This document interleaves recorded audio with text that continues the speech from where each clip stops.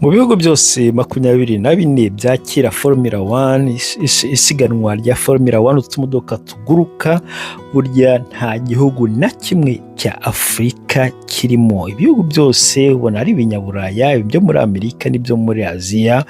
Usanga Afurika yo ntago usanga twabikora cyangwa twabikorerwa, kandi akenshi nibwo buryo bakoramo amafaranga. Ibaze itike y'umunsi umwe gusa ni $100, kandi ubwo ngubwo uba uri hahandi ku musozi, aho ubirebera ku musozi. Ntitubaze bariya bari muri tribune batanga hafi $300. Ubwo ntitubaremo noneho n'abandi bari muri VIP. Muri VIP ho ngo bigera hafi ku $10,000. Hari n'amatike ngo bagura kuva kuwa gatanu ukagera ku cyumweru, ayo ngayo nayo agera ku $250 cyangwa 300 bitewe